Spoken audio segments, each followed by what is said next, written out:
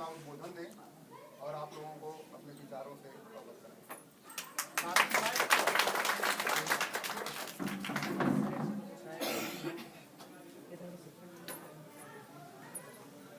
गांधी महाविद्यालय उरई राष्ट्रीय सेवा योजना की दोनों इकाइयों की ओर से आयोजित विशेष शिविर के 6वें दिन उपस्थित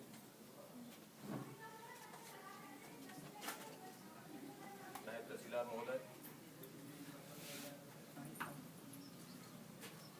doctor Pandey ji, doctor Kumari ji, doctor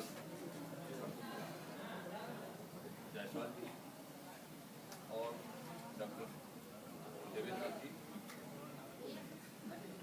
साथ ही हमारे दोनों कार्यक्रम अधिकारी और सभी शिविरार्थियों। सर आप भी जाइए। इस विशेष शिविर में आकर मुझे विश्वास है, जैसा प्रायः होता है, आप लोगों ने जो कुछ पहले से सीख रखा होगा उसमें कुछ न कुछ जुड़ा होगा। इन दिनों में ऐसा अवश्य हुआ होगा और न सही सारे स्वयंसेवकों में, कुछ लोगों में भी अगर ये भावना चली जाती है सेवा की, राष्ट्रीय सेवा योजना के उद्देश्य और उसके कार्यक्रमों के बारे में आप लोगों ने पहले जान लिया होगा, तो जो सेवा के प्रकल्प है, सेवा की भावना है, उसका स्वरूप है, उसकी भावना है, उससे आप लोग निश्चित ही आप्लावित हुए होंगे और सारे लोगों में ना सही कुछ भी लोगों में अगर ये भावना चली गई और उससे वो प्रेरित हो गया है, तो यह इस कार्यक्रम की सार्थकता।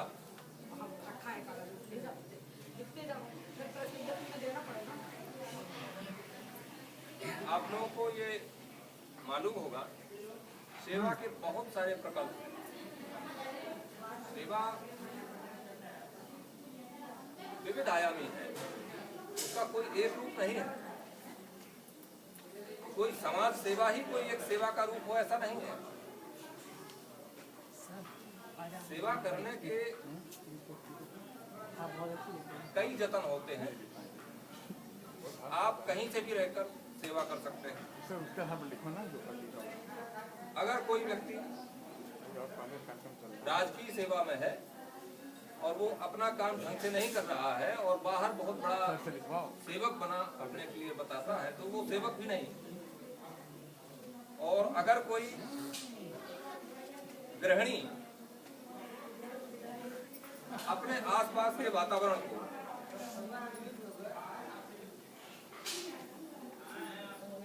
स्वच्छ रखने में, गाइड करने में, पारिवारिकता रखने में कहीं सहायक बन रही है, तो वो सेवक से बड़ी है। मूल तत्व ये है कि हम अपने काम को कितनी उदात्तता के साथ करते हैं, कितनी सेवा भावना के साथ करते हैं। स्वार्थ के साथ किया गया काम सेवा नहीं हो सकता। सेवा में व्यापार नहीं होता। लेने और देने का एक साथ जो उद्यम है वो सेवा कार्यों में नहीं चल सकता। गिव एंड टेक ये सेवा कार्यों में नहीं चलता। और इसीलिए ये सबसे बड़ा धर्म है। परहित सरिस धर्म नहीं भाई।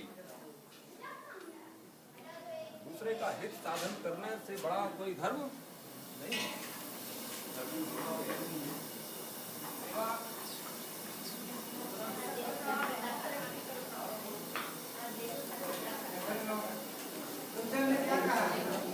सर कह रहे लिख जाएगी हम बैठ कर लिख लो। अभी कल रिपोर्टिंग करना होगा तो क्या बोलोगे? बैठ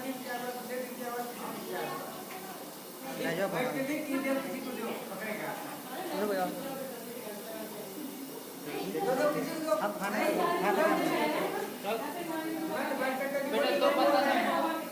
ठीक है सर। खाना क्या बना बीच में आ जाएगा खाना समझ में। सर जी कह रहे हैं बोलिए आपको जीवन में आने वाले जीवन में ए का नाम कहीं से भी सहायक बने, तो उनका उद्देश्य भी आखिरकार जीवन को संवारने का होता है। और जैसे भी परीक्षाएं आने वाली ए सोनाली तो और से परीक्षाएं सोनाली ए सोनाली अच्छे अंक लाने के लिए भी आपको ये पकड़ो तो हम थोड़े देख रहे पाठ्यक्रम का अच्छा अध्ययन करना जरूरी है। कहीं बनवा तो नहीं चलते ऐसे चलने दो अगर आप लोग छात्र के नाते थोड़ी देर में आ जाना छात्र के बाद फिर आप लोग नागरिक बनेंगे। एक नागरिक भी उतना ही अधिकार संपन्न होता है जितना आप किसी भी अधिकार संपन्न व्यक्ति को मानते हैं। किसी राष्ट्र का कोई नागरिक उतना ही अधिकार संपन्न है जितना आप शक्तिशाली व्यक्ति को मानते हैं। नागरिक शब्द की जो एंटिटी है बहुत बड़ी होती है, लेकिन इसके लिए आपको जो ज्ञान की शक्ति है, जो उसके अंग और उपांग है, उन सबको अर्जित करके अभी तहसीलदार साहब ने बताया कि आप लोग अगर ऑनलाइन करेंगे तो आपको कोई घूसखोरी नहीं करनी पड़ेगी, भ्रष्टाचार से नहीं करना पड़ेगा। क्या है अब ऑनलाइन करने की स्थिति अभी बहुत सारे बच्चों में मैं समझता हूँ कि ना हो गई। जब तक हम लोग कंप्यूटर लिटरेसी नहीं हासिल कर लेंगे तब तक ऑनलाइन नहीं अगर करेंगे तो ये दलाल पैदा होंगे। दलाल क्यों पैदा होते हैं? दलाल इसलिए पैदा होते हैं क्योंकि हम क्यों नहीं जान रहे। इवन आपका पैन कार्ड एटीएम कार्ड है, आपको उससे पैसा ही निकालना नहीं आ रहा है, आप किसी को अपना पिन नंबर बता दे रहे हैं और वो पैसा लेके अपना तकनीकी उसी की होती है तो उसको खुद इस्तेमाल करे, ये किसी और पर भरोसा करने के लिए नहीं। इसलिए आप लोगों को जब नागरिक बनना है, अभी छात्र अवस्था में है, तो आप सबसे पहले इस समय पाठ्यक्रम का अध्ययन पूरा करें और अच्छा नागरिक बनने के लिए आप प्रचलित कानून है, धाराएं हैं, दंड प्रक्रिया संहिता है, छोटा मोटा वकील आपको बनना जरूरी है। अगर छोटा वकील बन जाएंगे तो ये बड़े से बड़ा दलाल भी आपको कुछ बिगाड़ नहीं पाएंगे, ना वो के रक्षा कर पाएंगे। मैं अपने अनुभव से जानता हूँ कि जहाँ बड़े से बड़ा काम भी बिना पैसे के होता यही अधिकारी लोग करते हैं। जिसको बहुत बड़ा काम माना जाता है, जिसको बड़े बड़े नेता लोग मंत्री लोग बिना पैसे के नहीं करा पाते, वही पैसा एक नागरिक बिना पैसे के कराता है, यही अधिकारी लोग करते हैं और कोई अलग से प्रयास नहीं करना पड़ता। आप अपना नागरिक बोध अर्जित कीजिए और आप में बहुत बड़ी ताकत है, ताकत को पहचानिए, सबके प्रति समानता का भाव रखिए, सबके प्रति दयालुता का भाव रखिए, किसी को हे मत समझिए। जब हम कहते हैं कि किसी को ऊंचा मत समझो, जब कोई शक्तिशाली व्यक्ति है वो भी आपके बराबर का है, तो उसका दूसरा मतलब ये भी है कि अगर कोई किसी को आप गिरा हुआ या नीच समझते हैं तो भी आप ही के समान है। केवल अंतर इस बात का है कि वो नागरिकता बोध से अभी रहित है, उसको जिस दिन नागरिकता बोध हो जाएगा वो भी आपके समान हो जाएगा। तो ये जो सेवा के आयाम हैं, इनसे जुड़ने के लिए सबसे पहले आपको पाठ्यक्रम का अध्ययन सांगोपांग करना होगा। नागरिकता बोध अर्जित करने के लिए, नागरिक शक्ति हासिल करने के लिए आपको जो प्रचलित कानून है, जो सरकारी योजनाएं हैं, उनको आपको अद्यतन उनसे होना होगा, तकनीकी से जुड़ना होगा। तकनीकी का मतलब ये नहीं है कि केवल आप लैपटॉप लेके या स्मार्टफोन लेके और फेसबुक से जुड़ जाए, केवल वो तकनीकी से जुड़ना नहीं, वो एक बहुत छोटा सा हिस्सा है। तकनीकी आपको और कोई बाबा की शरण में जाए न जाए, गूगल बाबा की शरण में जरूर जाइए। गूगल बाबा का नाम सुने होंगे आप लोग, बहुत सारे लोग सुन लिए। और किसी बाबा की शरण में चाहे चाहे न जाए, गूगल बाबा को कभी भूले ना, ठीक है ना। ये नए बाबा बहुत बड़े आ गए, ये आपको सब देते हैं और कोई चढ़ौती नहीं मानते हैं। तो ये आपको कुछ ऐसे टूल्स हैं जिससे आप संपन्न होते हैं। कोई भी जो नॉलेज एक्वायर्ड पर्सन है, ज्ञान शक्ति संपन्न व्यक्ति है, उसको कोई व्यक्ति डिगा नहीं सकता। बस उसका आत्मबल मजबूत होने के लिए उसकी कथनी करने में भिन्नता न रहे। वह जो प्रकृति और संविधान के बनाए हुए कायदे हैं, कानून हैं, नियम हैं, उन पर चले। आप खुद अपने आप में ठीक रहें, फिर आपको कोई खतरा नहीं। और इसको ये भी है कि आप अगर अपने सही रास्ते पर चल रहे हैं और कोई खतरा है भी तो बन जाता है, नहीं तो फिर उसमें अगर बाधा पहुंचती है तो वो बाधा नहीं।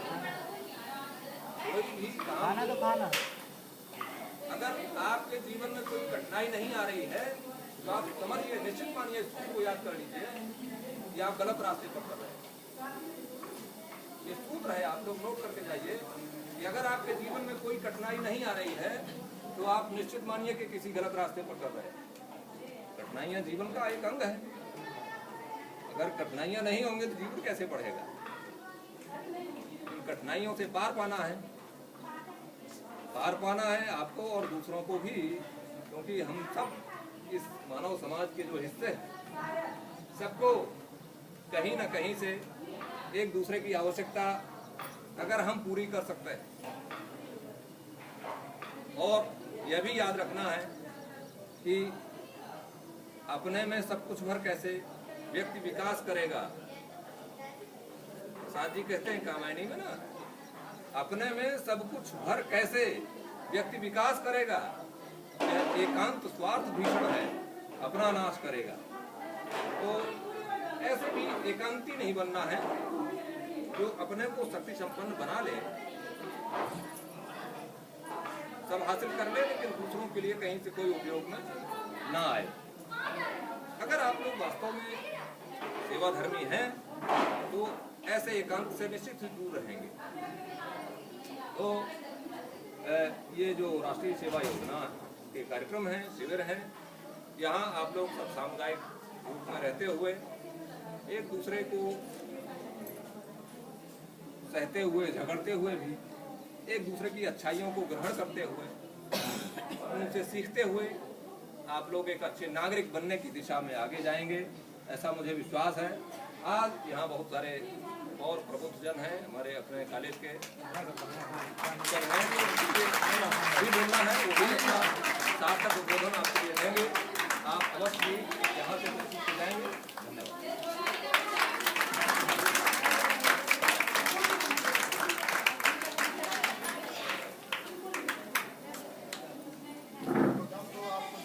आप लोगों ने ऐसा माहौल बनाया कि आपने कहा है, ठीक है, ऐसी शांति की आप सुने तो अगले वक्ता भी आपको अपने विचार देंगे।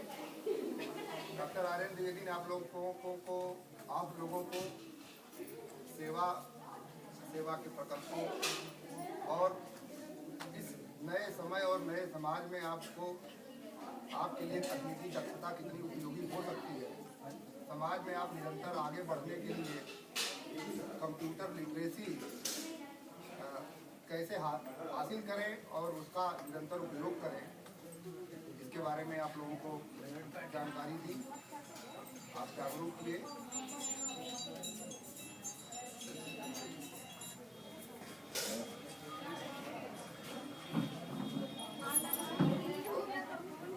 मैं इससे पहले कि अगले वक्ता को बुलाऊं, हमारे बीच मंच पे भूगोल विभाग के प्रवक्ता डॉक्टर देवेंद्र नाथ जी